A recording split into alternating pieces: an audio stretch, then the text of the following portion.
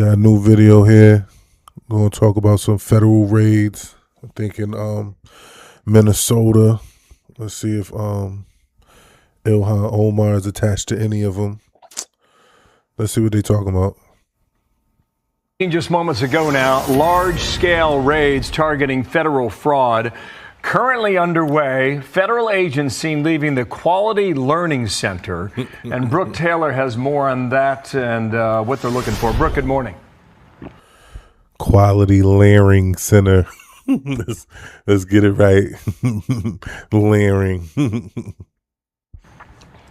Hi, Bill. Good morning. Yeah, we have had a photographer there at the daycare since this morning, capturing video of those federal agents just going in and out of the building, collecting evidence as part of the DOJ's fraud investigation in Minnesota. Take a look at this video here. Sources tell Fox that federal agents are raiding about 22 businesses across Minneapolis this morning, and sources say many of them are tied to Somali-owned operations. J.D. Vance on his job. He the fraud czar, right? So J.D. Vance on his job. All of this comes after that viral YouTube video from Nick Shirley. It was back in December. In that video, he visited different child care centers. And you'll remember they were either closed or there were just no children inside, despite receiving state child care funding. Now, the location that you're looking at right now, it's the Quality Learning Center. This is the daycare. It went viral. It blew up on social media because of a sign outside with learning that was literally misspelled. The Education Secretary at the time claimed that the daycare received $1.9 million while, quote, masquerading as a daycare. And then shortly after that, the Trump administration. I'm in the wrong business. They is getting free money. 1.9 million. Free money. And I knew they just ran through it, blew right through it. They thought it was never going to stop. Administration announced it was freezing child care funding to Minnesota and calling for a full audit of certain daycare centers. And just checking my emails now, it looks like we got a statement from DHS sharing, quote, Homeland Security investigations in cooperation with our law enforcement partners executed criminal search warrants in Minneapolis relating to the rampant fraud of U.S. taxpayers' dollars. And as you could see there, federal agents still outside one of those daycare centers where they have been the last few hours. And all of this comes as Governor Tim Walz is expected to deliver his State of the State address tonight. And it obviously comes with a lot of questions over oversight. Bill. Brooke, thanks. Brooke Taylor watching that out of Minnesota. It is breaking news, and we'll get more when it becomes available. Thank you, Brooke, for that. Be sure to like and subscribe for all the Fox News latest on YouTube and catch full shows streaming now. Yeah, they not playing. They are not playing. They are on their job. J.D. Vance is on his job. I'm telling you, he's not playing at all. People better watch out. People better watch out. A high-tech international car theft ring just got busted in D.C. with the vehicles shipped overseas. Here's the scary part. Investigators say thieves could steal a car in under a minute using a high-tech device. Joining us now, the woman that unwound the whole thing, Janine Pirro, the U.S. Attorney for the District of Columbia, great friend of the show. Judge, how did you do it? And tell us what they're up to now. They're not smashing windows anymore. No, you know what? They don't need keys and they don't need hot wiring. There's no drama. And they've got something called an autel, which, by the way, needs to be regulated by the industry. That is a very simple device that literally rewrites the brain of the vehicle. So in the dark of night, these guys in Pennsylvania, Maryland, Washington, D.C., they use this autel. They rewrite the brain of the vehicle. The vehicle is then then taken to a cooling off zone in one place in the Marriott in Pennsylvania and in another place in the Navy Yard in D.C., where they change the VIN, they change they strip the VIN, and they change the license plate. And then they transport them to ports in Savannah, Georgia. And these cars are then transported to Africa. Amazing. That's all I can say. It's amazing. So basically, they hack the car. They hack in the car, rewrite the code of the car, bring it to one place, let it cool down. Then before they strip it, they bring it to another place, strip everything down, change the vending numbers, and then bring it to another place to ship it to another place. Oh yeah, they on it. They on it. They serious. They about their business. And they put them in these cargo holders where they label the holder furniture so that it doesn't get the scrutiny that it would normally get if it were labeled vehicles.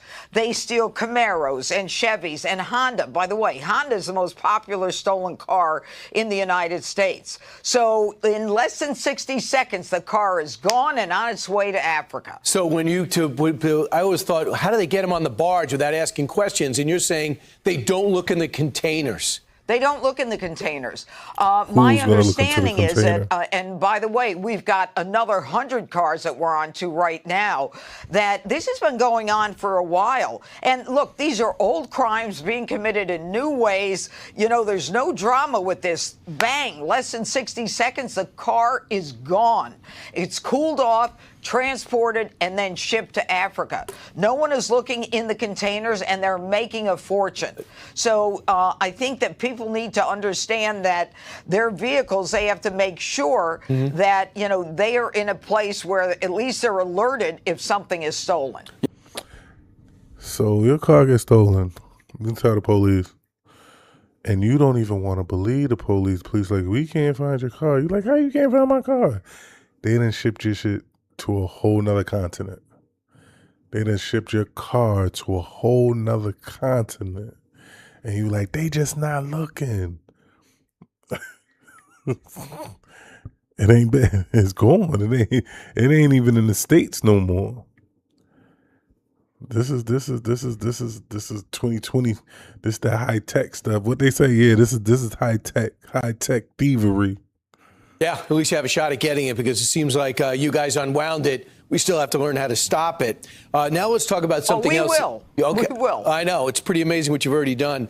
So now let's talk about something that's happened in a lot of cities, especially yours. Over in D.C., these juveniles just will take over a town, take over a square, take over a block. And you said, hey, we need a curfew for these kids. If parents are going to crack down, give law enforcement the power to crack down. Where are we at with a permanent juvenile curfew?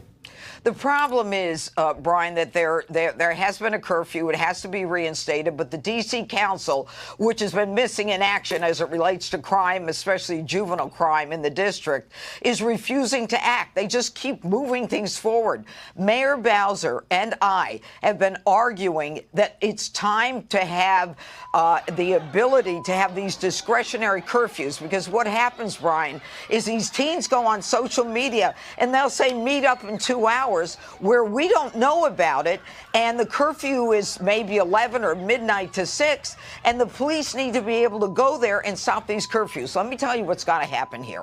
What's got to happen is we've got to start getting the parents involved in this. Parents are responsible for their kids. The government is not. There is robbery and assaults and all kinds of crimes being committed, and parents need to understand that even if your kid wants to go to one of these teen takeovers or meetings or social events. So basically, everybody can run around and do what they want. But soon as the consequences comes down, then it's an issue. Oh, they just being kids. Oh, they just being young. So they can break the rules, but the people that enforce the rules are wrong. And I can speak because I done lived. I mean, like I done been there. You know what I'm saying? Like I done been in the streets. I done did all that, and it's like you gotta have discipline. I don't care where it's at. I don't care if you in prison, if you in a county, if you on a block. Like for my days, it was always discipline. You discipline your own. You don't wait for the police to discipline. We discipline our own. You couldn't. It was rules on the block. It was rules in the dorm. It was rules up the way. It was always rules of certain things that you just couldn't do. Now they done threw all the rules out the window, and then the people that want to enforce the rules, anybody that wants to enforce the rules, whether if it's law enforcement or not law enforcement, it's a problem. So everybody just want anarchy. If it's anarchy, everything's fine. But then when you come through and shut the block down, you know what I'm saying, disperse the crowds, oh, now that's the problem? Nah. And then when something happened to the kids, then people gonna want to march and act like, oh my God, they shouldn't have did that. Where the parents? Why they out here running them? They're out here going crazy. And then want to gaslight you like they not out here going crazy. I don't get it. That they can become the victim of a crime. My focus right now and my thought is we can start going after these parents in juvenile court. So when you arrest these kids as part of a teen takeover and it goes to the juvenile court, you bring the parents in, you sanction them, you make them a part of a parental counseling program. I was a family court judge for a minute, and I know that you've got persons in need of supervision. You can mandate the parents be a part of it. And that is a piece that is missing. The Mayor Bowser, who's done a great job in D.C., and we have worked together since I got here, is doing everything she can. But the D.C. Council, I mean, they'll take a break while the kids are on vacation. We know what's going to happen. We know how it's going to happen. And parents need to be involved. It's their job. I understand. That's good. And you know what? That's a great idea. And I think Chicago and New York has got to... She's serious. Look at the look on her face. She ain't playing. Huge problem like that, too. Judge, thanks so much. Always great to see you. Always great to see you, too. Be sure to like, share, and subscribe, man. Comment. You know, be back with more reaction on the news. You know, I'm come back with so much more. And it's fun, man. I'm going to find my peoples. Like, share, subscribe, comment. Let's get it. Signing out. TommyG TV, TommyG Reactions.